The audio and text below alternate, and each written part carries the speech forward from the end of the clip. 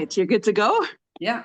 Excellent. Well, hello, everybody, and welcome to the Talk to Danielle podcast. I am your host, Danielle C. Baker. And before we get started, be sure to like, follow, and subscribe to whichever channel you're listening or watching from.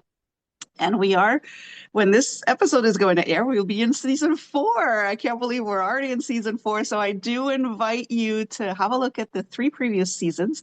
There may be some episodes there that may resonate with your reality today. I have great guests on different topics that has to do with your parenting. So have a look at that. We're going to start right away with our guest today with Cristina P. Simmons. I'm so excited to have her on. Thank you so much, Cristina, for joining me today.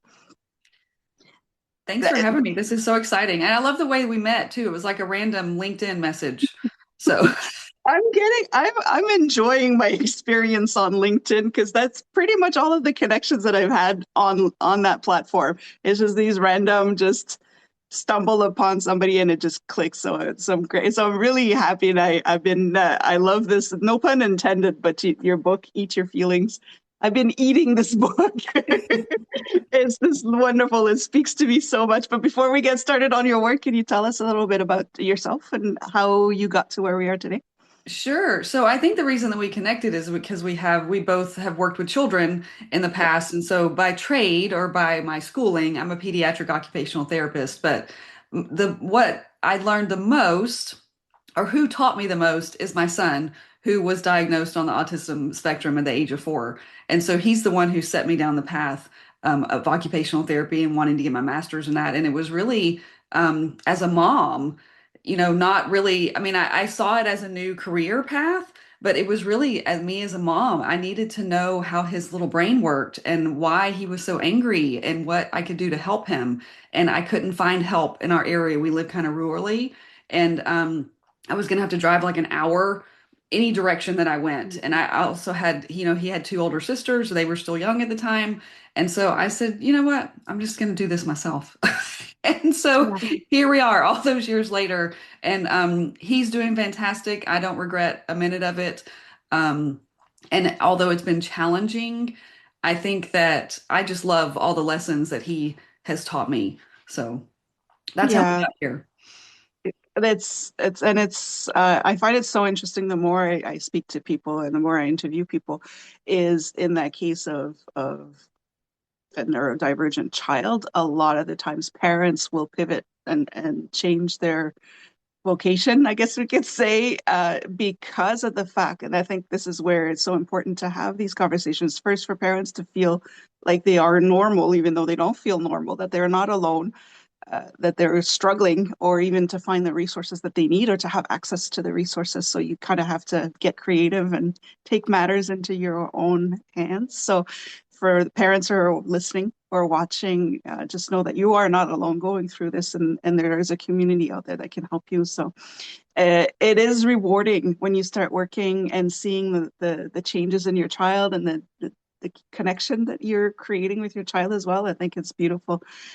You do a lot of work. This is what I really like, because in your book you do talk. Obviously, I'm one that eats my emotions and I eat my stress. So and I'll redirect people to read more about your story, to have a look at your book. But you work a lot with the nervous system and how to regulate ourselves so that we are able to work through our challenges or whatever that may look like. Can you talk a little bit on that and the work that you Yeah. do? So, yeah, what I realized when my son, when we were like in the deepest trenches of his diagnosis, and even before we had the diagnosis, since we didn't know what was going on, um, Mhm. my girls, I have twin girls that are older than he is, but they were perfect. You know what I mean? And like I was just starting to notice these differences of the way that he played or didn't play and how he reacted to other people. And then when he started having like the big meltdowns and we couldn't soothe him, we couldn't comfort him. And I started to realize that my nervous system was very dysregulated. And when you have two dysregulated nervous systems coming together, it's a bomb. I mean, Yeah. so and that's really what I learned was my emotional state and my nervous system regulation deeply affected him. And that was another thing that I learned when I was working in the clinic and even in the Mhm. school system. If mom came into the clinic frazzled and talking 90 miles an hour, and this had happened and that had happened and dad's not helping and blah blah blah. The child was just, the session was no good Yeah. because mom is throwing off all of this negative energy. And I would try to explain to the parents, I said, you are their person, whether they're adopted, biological, foster, whatever they are now tethered to you. They are bonded to you. And so they feel every emotion that comes from you. They feel even without words. They know exactly what you're saying because I mean, especially the kids that have been inside the womb, they've been inside your body. Like Yeah. they know you better than anybody else in this world. Yeah. Um, and so I just really tried to get that across to my parents that you've got to find a way to find your center and your calm because that's going to keep the whole household calm. And so that's when I realized that I had a problem. And so I started working on my nervous system regulation, and some of the things that helped him also helped me. So that was really interesting, kind of going through that process. Yeah. And you're sorry, and that's so hard to admit when you realize that, oh, I may be part of the the issue. I may be triggering my own child. You're so in it too that it's hard to just can you give us some examples maybe of or little quick exercises that you've seen that work that parents could start incorporating into their Yeah, daily so routine? yeah, so he loves deep pressure. And Mm. so I used to make him, we used to call it a Judson burrito. I used to roll him up in a yoga mat. And Oh, I love it. it made him so happy. Like it was the smallest thing and we would turn it into a game. But that deep pressure and just, like he had like a big beanbag chair.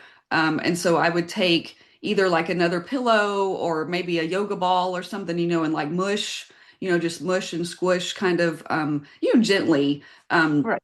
but that pressure and it sort of resets their nervous system because neurodivergent kids or adults, whoever you are, because they grow up into neurodivergent adults when they're kids, um, Exactly. their nervous systems they just don't work the same. And so sometimes they don't even have body awareness. Like that's why a lot of these kids seem so clumsy. They don't know where their limbs are in space. Yeah. So, and then, they're falling down a lot or they're running into walls or they're, that kind of thing. But also, I mean, my son would like run just full speed into a wall and think it was the most hilarious thing ever. Yeah. Because Yeah. he doesn't enjoy like light touch. That's why kids they have so much trouble getting their hair cut. It's like that light kind of touch. Um, he loved to be submerged in water, but he hated the feeling of water trickling down his back or down his face, or he had to wipe it off. And so just really the biggest thing that I learned was to observe. I always Mm. used to tell the parents and the people at the schools, you need to listen with your eyes because you'll be able to tell what helps them and what doesn't. And a lot of it's trial and error. Some kid, like I said, he used to love for me to wrap him up like that, like a burrito, or to push on him or give him big squeezes or hugs, that kind of thing. But some kids that bothers them. So, I mean, it's a lot of trial and error. And if once they're to that really elevated state, sometimes nothing helps. And Hmm. I think that's another thing that I had to learn as a parent was to not feel bad if I couldn't comfort him, because for the longest time, my husband and I thought we were the worst parents ever. Like, Yeah. like we're doing a horrible job. And it's just because we didn't know. I mean, Yeah. and like I said, and I was so dysregulated, and my husband didn't have any understanding. I was going back to school and trying to learn and all that kind of stuff. And, he's a little bit old school and he's so much better with him now. But he was from the old school of, I'm dad. When I give Yeah. him instructions, he follows. And that was not happening in our household. So Yeah. it was just a lot of, I had to tell my husband, I said, you need to be calm if you're going to enter his space. And that's been the biggest game changer, just us being calm and so that he doesn't feel threatened when Right. we come into his space. Well, that's the thing, because they really do, and that's what I've experienced as well in terms of challenges, is that old school, you know, will just discipline with more discipline when it's the discipline that is causing the meltdowns. So it's to change that, and that the fact that you're not a bad parent, the fact that you care and that you're worried that you may be, proves Right. that you are not a bad parent. So just keep that in mind as well. Do you have any tricks for the parents to help themselves calm down? Sometimes you're in it and you can't seem to be able to get out of it. Would you be able to kind of share some wisdom for us on that one? Yeah, and so this the most simple thing, and I know a lot of people talk about breath, but that really is what helped me the most. I do box breathing a lot, so that's just, breathe in for 4, hold for 4, breathe out for 4, hold for 4. And there's a lot of different variations of all the breathing that you can do, but just that you're concentrating on your breath. But also, I mean, sometimes I had to leave the room. I mean, like if I knew if I was getting escalated, um, then that wasn't helping the situation. And so I would just leave him in his room. I mean, obviously make sure he was safe on something soft or whatever it was. But leave him in his room, close the door, and I would just have to walk away. And I felt guilty about that for a lot of years, but I just realized that walking away did way less damage than me Yeah, staying there and yelling at him, or you know what I mean? Because sometimes my emotions would sort of get away from me and I wouldn't even realize what I was saying or how loud I was getting. Because once I got dysregulated, then it was, all caution went out the window. I mean, nobody knew what they were doing. He didn't know what he was doing. I didn't know what I was doing. yeah, Um, yeah, and a lot of times he wouldn't remember acting that way. You know what I mean? So that's another thing. Like it's not their fault. Their safety system takes over and sends them into fight or flight, and then their body is just on autopilot. And yeah, so that was another thing that I had to get across to my husband. I'm like, he's not doing this on purpose. Um, and I think that's why I became obsessed with the vagus nerve yeah. because I realized that the vagus nerve is why they do a lot of the things that these kids do. You're so right. And oh, there's so much I could unpack there. 'Cause you've hit so many different things, but you're right. The breath, um, once you start noticing your breath, you can actually catch yourself before you get to that. But it takes time to, and again, trial and error to see Yeah. what works. So I think it's, you also mentioned, because you said, just some, you don't even realize what you're saying anymore, and you're all escalated. But you often talk about saying more with less words. Can you elaborate a little bit on that? Yeah, so I realized, and this was more in the school system setting when I realized this, but I realized that when I went into a session with one of my kiddos, especially if they were pre-K, I was in the elementary schools. Most of the time, actually, I was inside the classroom. And so there was so much going on in there already. All the other kids are doing, what they're doing. And, they would have a group of kids over here that were on the spectrum, and then the group of kids over here that were typical. And so they were doing one thing and they had centers and, it was just chaos. And so me adding words to that environment, the kids were shutting down. I mean, you could see it. You know what I mean? You could see it in their body language. You could see it in their eyes. You could see it, and they would tense up. It was the whole thing. So my best sessions were when I just remained calm and I would just model whatever skill it was that I wanted them to do. And it might be something as simple as showing me a letter on the iPad. You know what I mean? Mm, Because a lot of these kids were non-speaking, and so we weren't sure what they knew. We didn't know if they knew the alphabet. We didn't know if they knew their colors. Like, you know what I mean? You can't just ask them like another kid. Um, yeah. but I would just model whatever it was that I wanted them to do, no instructions. And those were the best sessions that I would have when I literally used no words. Maybe a touch, like to bring their attention or their awareness back to what I was doing. But yeah, I think a lot of times we can say so many things without ever using any words at all. And it's a deeper connection. Because a lot of times we get distracted by all the noise and the words in the world. And so it's when you get quiet, when you can have a better awareness. I love that. And I think that's where you can listen with your eyes a lot better, is if you don't have that extra noise to do. I think that's great. And you're right, you just build we put so much emphasis on verbal communication and don't realize I work a lot with the nonverbal communication. And it makes a world of difference for the children, especially if they are nonverbal. Now you're speaking their language without actually Exactly. speaking so that you connect with them so much. I love that. Yeah. Do you have any kind of words of encouragement or of wisdom that you could share? I'm putting you on the spot for that one, but for parents who are just either just found out about a diagnosis or it doesn't have to be a neurodivergent child. Any child sometimes goes through these phases where you just feel like you're not speaking the same language anymore. But do you have any words of encouragement or words of wisdom that you'd like to share with them? Yeah, I think even if you have a medically complex child, a rare genetic disorder or anything like, because that's why we ended up adopting. My husband and I carry a very rare gene, and so we had babies pass away, Mm, and so it's very hard when doctors and professionals and all, these big groups of people, because I've been my whole motherhood journey. I've either been in hospitals surrounded by a group of people that were telling me something was wrong with my child, mm, or I've been at the table, at the big table in the meeting rooms in the schools where there's a large group of people telling me that there's something wrong with my child. yeah, It's hard. It's just very hard, and you've got to know that there's a reason that you're their parent and only you can be their parent. And you are their biggest advocate. Nobody's going to fight for your child like you will.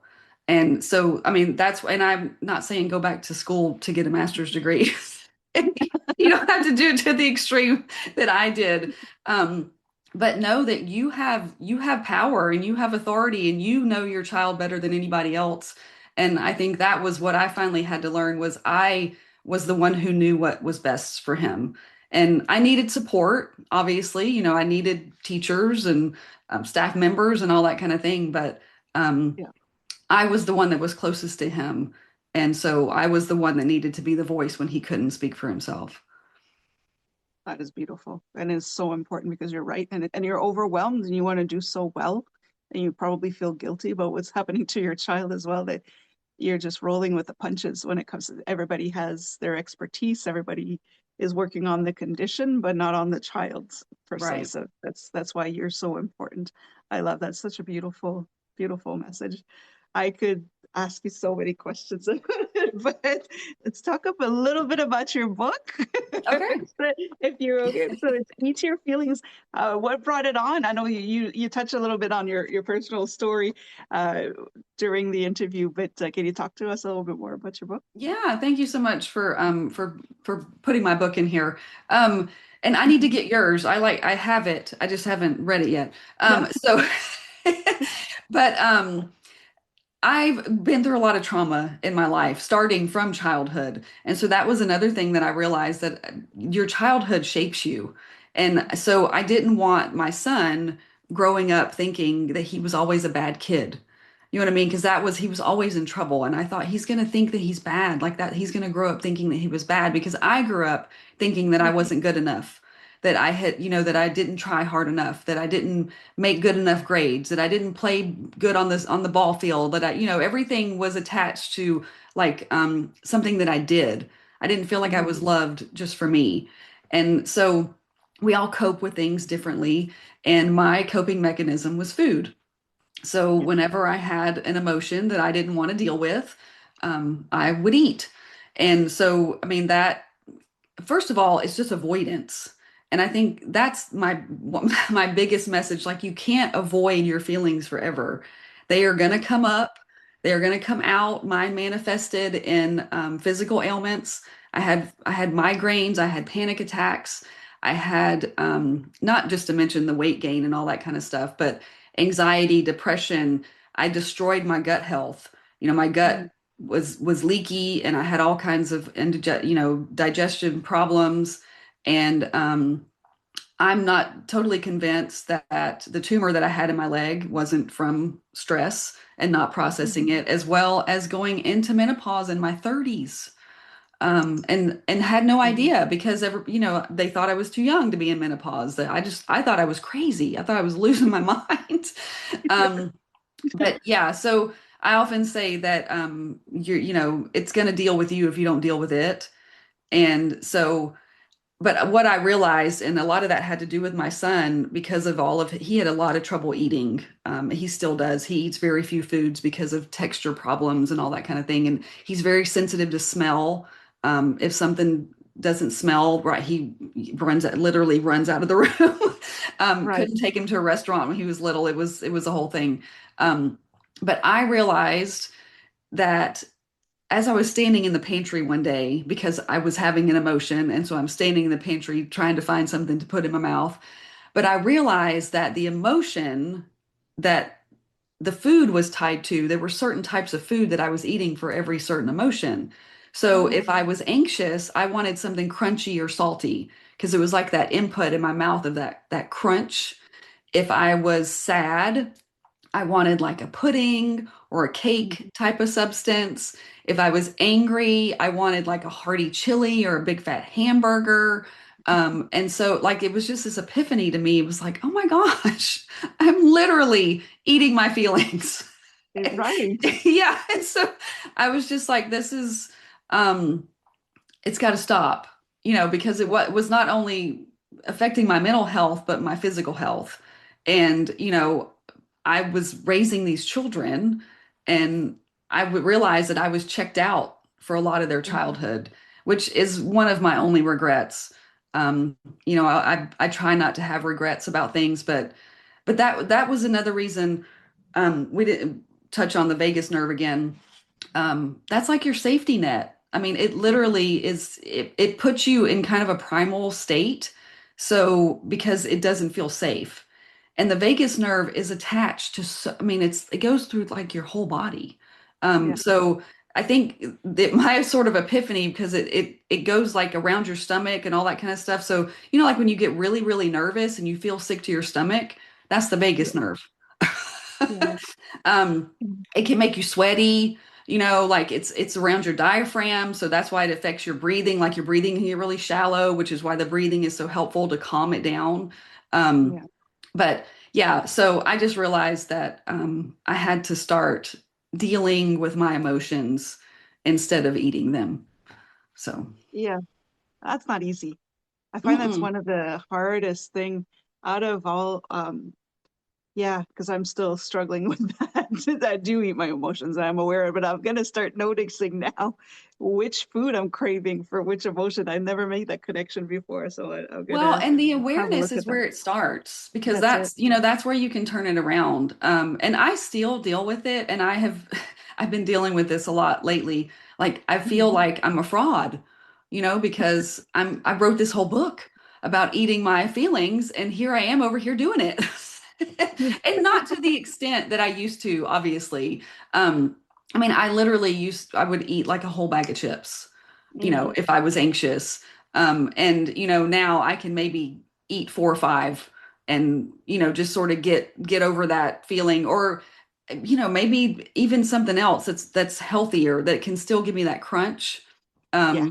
I like those little pea pod. They're I don't know what they're called, but they're like dry pea pods. I don't know, but it's like Yeah. a that they're Yeah. crunchy. Yeah. Yes. They're like, yeah, I know what you mean. I've seen I can't those. remember the name of them. Yeah. But yeah, instead of eating like a whole bag of salt and vinegar chips, Yeah. I can have some use You something get like some that, or peas. like freeze dried, or like freeze dried fruit, or something else like that. Like you can Yeah. find other things to give you that same sensation. Yeah, that's what I like about your approach and the work in your book as well, is because it's authentic, it's real. It's not that romanticized, oh, I beat it and everything is good and we're skipping in a field.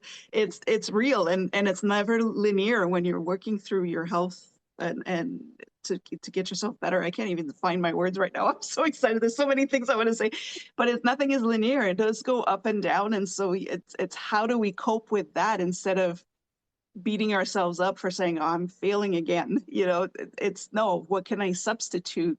So I'm aware of it now. So what can I do? So you have a very real approach to it. I think that's what people need to see more of is Thank you. that Yeah. you Well, I were think we need to realize we're all just human beings. that's it. Like That's it. we're flawed and we're not meant to be perfect. You know, we're all still on a journey and learning. And I mean, I think that I was on another podcast recently, and his sort of thing was learning to love failure. Okay. And because I said to him, I said, I think if you're not failing, that means you're not trying. Like we're gonna Exactly. fail. I mean, That's it. we're not gonna do everything perfect, but you have to keep going. And Hmm. then it gives other people permission to keep going. I mean, we're all here to help each other. So, Exactly. And we need to, it's funny because I just recently did a lecture on that for leadership, and failure is part of it. So it doesn't mean that if you're a great leader, you're never going to fail. It's quite the opposite. You need failure to become a better, to become a better leader. If it's yeah, failure only when you give up and you don't even try, but it's what you learn from those trying moments that yeah. Well, makes you more. I think we all need to be in sort of a childlike state all the time because that's how children learn. I mean, think about when you were learning to ride a bike. How many times did you fall down? A lot. Or even Like, just to learn to walk. I mean, we don't remember, yeah, but it wasn't just the first time and we got it. So, yeah, no, you're yeah. absolutely right. And I just being in that playful Play, yeah. mood, it just helps a lot as well with the nervous system. I think it helps. It's part of we should all be playing, even as it's not just a child thing. I think through life we need to be in that playful state. Yeah, it's funny. I love Ed Milet, and that's how I got into like podcast, listening to podcasts and all that kind of stuff. And Mm. he always used to say that his dad always used to tell him to be careful, like whenever he Mm. was leaving or whatever. And he said I realized later on that like it sort of put me in this state of being fearful. Yeah. What am I being careful about? Like what's going to happen when I go out into the world? You know what I mean? Like Fair. it sort of puts you in this state of alert. And so I realized that I was doing the same thing to my Mhm. husband, to my kids, to my in-laws, to my, like Yeah. so now I say whenever my kids leave for work, I say have fun, or my husband leaves for work, have fun. Yeah. Um, and I so like that. that's I started to put my little spin on, and I'm still thinking in my like I pray that for their safety and all that kind of stuff because I mean Yeah. I'm still a mom, You're a and mom. we worry about them, but yeah, but I don't want to put them in a state of like what am I being careful about, Yeah. so yeah, Oh, I love that. I love that. I do that sometimes too, but or I'll say be good. And I realize it's just the same. Like my kids are not bad, but it's right, just like, and then if yeah, you can't be good, be careful, you know? right, And yeah, I like that. Just have fun. have Enjoy fun, yeah, yourself. Yeah, yeah. fun. The rest will, that's lovely. That before we wrap up, I did want to talk. You do have a framework that you wanted to, but you have this calm technique that you use. Can you touch a little bit on that, and then we could Yeah, redirect so into the yeah, that was developed for my son, but I mm, use that in my adult life as well. So this is for all age groups. But right. CALM stands for chunk, adapt, list, and movement. So especially when it comes to anything school, we have to take things in little chunks at a time because he gets overwhelmed very quickly. Even simple things like cleaning his room. You know what I mean? Like I have to tell him, okay, go put all your dirty clothes in the hamper and then come back and tell me when you're done. And then go. Yeah. For some reason, he has 14 million water bottles in his Oh, room. yes. Go Yeah. clean up all the water bottles and then tell me. So we just take things little bits at a time so that he doesn't get overwhelmed and then we're not all in a heightened state. Yeah. And we're always adapting the environment. I mean, even me, I'm always adapting my environment. Like my little podcast setup here. I got to make sure that my chair is comfortable and that the lighting's okay and that the Yeah. room's not too hot. But, we would do homework laying on our stomach on the floor if we had to, because sometimes he wasn't comfortable in a chair, Yeah. or put him on a little wiggle cushion. or sit in the beanbag to, you know what I mean? Like whatever you need to do to get it done, just do that. It doesn't have to be perfect sitting at the table and, in the perfect light and all that kind of thing. Just adapt the environment however you need it to be. Um, Yeah. and then we make a lot of lists because he can't remember more than a couple things at a time. Like, and I think it's not that he can't remember it like memory wise, it's just that it overwhelms him. But he loves Yeah. to check a box. And so I literally used to make lists with little box, little check boxes so that he could check the box. We would do it for everything, like if we were going on vacation and I wanted him to, help pack himself, I would make him a list of all the little things. He'd be so excited. He'd say, look, I finished everything, and so then, and it gives them, some control over the Yeah. situation. I think their nervous systems feel out of control so much that they need to have a sense of control about things, even if they're simple little things. And Mhm. then moving, we don't sit in one place for too long. He needs to get up and move around. If you need to take a walk outside, I mean, I have to do that. Like, especially if I'm on this computer all day long, I got to get outside. I got to Yeah. walk around. I got to do some jumping jacks. I something to Yeah. reset your nervous system. So that's where Calm was born. I said it was originally for him and like when my kids in the clinic and stuff like that, but I use it all the time too. So I can see myself using that definitely because I find movement more than that. I used to be able to sit for hours. That's just I was trained to do that as a child.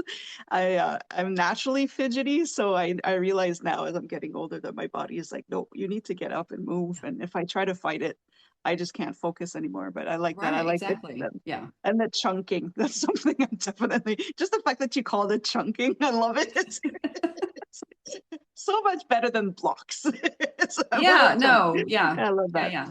It's great. Do you have anything new coming up and anything that you're working on for the new year? So I'm actually stepping on the TEDx stage in March. I'm really, really excited about that. I mean, I'm nervous, of course, but I'm not as nervous as I thought I would be. I Yeah. think it's just because I know that I have a message that can help people, and so I'm just excited to share it. So, but that's the pretty big thing. I'm thinking about doing my own podcast Ooh, in 2026, but I got to get through this TEDx talk first. And yeah, then that's a and then big maybe we chunk. can focus chunking. That is a that is Yes. a very big chunk. Work on that one first. Yeah. Yeah, because it's going to be intense. Yeah. So yeah, I got to get past the TEDx and then I can start to focus on other things. But that's another thing I've learned. Like I need to focus on some one thing. Like if I'm doing too many things, nothing happens because I just shut down. You know what I mean? I kind of have that analysis paralysis or whatever they call Yeah. it. Like, Yeah. so And task yeah. paralysis as well. Yeah, you Yes. just like you have too much to do. No, Yeah, that's so important. And you're right. The podcast will be a Q2 thing for next year. for sure. That's so Yeah. exciting. You'll have to, yeah, we'll have to share your stage pre presentation. I think that would be great. Yeah. Uh, Yeah. there's so much more I'd want to talk to you about, but before we wrap up again, I do ask a question to my guest every time when we close up, and I think I told you about it. I'm not too sure, I think you did, but but I already yeah, forgot, so we're all good. okay, that's good. So I'm just gonna ask you, what do you want to be when you grow up? Oh, I love this question. I don't know if I knew that you asked that or not. Because I actually I used to say that all the time. I want to do this when I grow up. Yeah. Um, let me think about this. Let me get my words right. I just want to leave a legacy. Mhm. You know what I mean? Like I want people to have real takeaways from my work and to learn from my mistakes. And so I guess when I grow up, I just want to be, um, I'm trying to find the right word, not influencer, Yeah, because that's a the word that terrible came to word. mind too. That's a terrible word. Yeah, it doesn't Um, sit right. It's above that. It's more yeah, than for that. sure. Yeah, Yeah. I think And influencer's got the inspiration, next. maybe? I don't know. Yeah, I think I do. I think I do want to be an inspiration to people. Just that they can change their life and they can Yeah, be whatever they want to be when they grow up. And you just I have to love that. start. You just have to do it. Yeah. Yeah, I love that. This is why I love asking that question because and there's endless possibilities. You can get literal about it and say, I want to be a ballerina, or you could just, be more so philosophical about it. So I love it, and it will change. I could ask you this 2, 3 years from now, and it might be different. But I Yeah. love that just to keep us as adults, we're not done growing, and yes, we are still growing up. So it's nice to have that. It's not, it doesn't end at high school. There's No, more to always it. changing, always evolving. Yes. Exactly. So I love Never that. So stop thank learning. that's right. Never, never stop. The brain needs to keep working. I love that. So thank you for playing along. It's fun. I don't ask children that question, but I will ask grown up that question. Right. If anybody wants to know more about the work that you do or get their hands on your book, would you mind Yeah. sharing the information and I will add it to the description. Yeah. And Yeah. I The think it book's was on. also there was also a free giveaway that you were gonna, and I'll put that Yeah, in as so well. I So if you want to have put that. yeah, I have like a free PDF download that for the Calm, which has like some journaling prompts and other things in there, but it takes you sort of through the framework. And my book's on Amazon, obviously, but it's also on Barnes and Noble, anywhere you can get books. And I'm very active on Instagram and Facebook. My name is different on Facebook. That's why you were asking. Yeah, That's my maiden name. So Christina Borges Simmons, but I'm Christina P. Simmons everywhere else, LinkedIn, Instagram, all those places. So yeah, perfect. I'll add those to the description so you people can have a look in the box to see where they can get that and to get their PDF or the framework that you have with Calm. I think that's very helpful. Again, not necessarily just for children, for adults, it works just as well. I think that's wonderful. So thank you so much for joining me, Christina. It was so great. I love every time I talk to you, I just want to talk to you some more. So I can't wait to see you. Please do share your TEDx journey so I that will. we can cheer you on. Yeah. And is there anything you'd like to say before we wrap up? I'm going to Just put you on thank the you spot for, again. yeah, no, just thank you for having me here. And you keep doing the work that you're doing because it's very, very, very needed. So very proud of you as well. Thank you so much. I thank you. Again, you'll have to come back on next year, next season, or at the end of the season, and then see how the journey's gone. I can't wait Yeah, to see it. for sure. Thank you so much. And Thank for you. everybody watching, don't forget to like, follow, and subscribe to whichever channel you're listening or watching from. Don't forget to go check out Christina's social medias as well. You can follow her and watch her wonderful journey that's coming up. And until next time, stay safe, stay awesome, and we'll talk soon.